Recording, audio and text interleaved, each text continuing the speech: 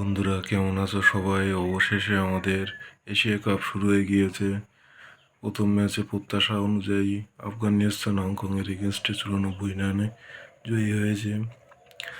আফগানিস্তান যদি চেষ্টা করতে হয়তো আরেকটু ভালো খেলতে পারতো, কিন্তু তাদের সেই রকম লক্ষণ যেন দেখা যায়নি। আর তার মধ্যে আহ, আফগানিস্তানের উসমতুল্লাহ ওমরজাই সব থেকে ভালো খেলেছে, যদিও তার কতগুলো ক্যাচ মিস করেছিল।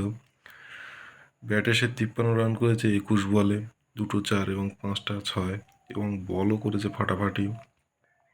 যেখানে সে 2 ওভারে মাত্র 4 রান, 2 ওভারে মাত্র 4 রান 1 উইকেট, 2 ওভারে মাত্র 4 রান 1 উইকেট, মানে মাত্র ইকোনমি 2। ও, সুন্দর, ভালো খেলেছে, দেখার মতো খেলা। সঙ্গে ভালো ফিল্ডিং করেছে, একটা রান আউট আছে, অসাধারণ। প্রত্যাশা অনুযায়ী আফগানিস্তান হংকংয়ের এগেনস্টে জিতেছে।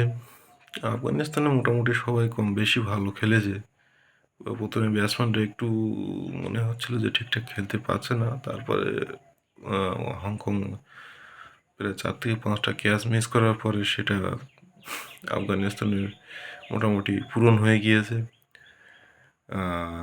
যেখানে তাদের ওপেনার ছিল আতাল, যে 52 বলে 73 রান করেছে, 6টা 4 এবং 3টে 6-এর মাধ্যমে। এছাড়া নবী, অনেক পুরানো খেলোয়াড়, 26 বলে 33 রান করেছে, 3টে 4 এবং 1টে 6-এর মাধ্যমে। নবী প্রায় এখন 40 বছর বয়স, অনেক পুরানো প্লেয়ার, দেখা যাক এখন কতদিন কন্টিনিউ করতে পারে। এই তিনজনই মোটামুটি ওদের রান করেছে। সেখানে তারা 20 ওভারে 188 করলো এবং 189 টার্গেটে নেমে হংকং ঠিক দাঁড়াতে পারেনি ওদের এগেনস্টে।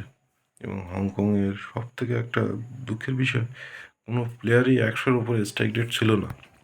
যে হাত বলো আর যেই, সবাই কিন্তু 100-এর নিচেই স্ট্রাইক রেট ছিল। যেখানে মোটামুটি সবাই ভালো বল করেছে, কিন্তু রশিদ খানকে একটু যেন মনে হলো, সে যেন ঠিক তার সেই ছন্দটা পায়নি এখানে। আশা করি সে একজন ম্যাচ উইনার ক্যাপ্টেন, নেক্সট ম্যাচে আরও কিছু বেটার করবে। ওকে, বাই বাই, টাটা।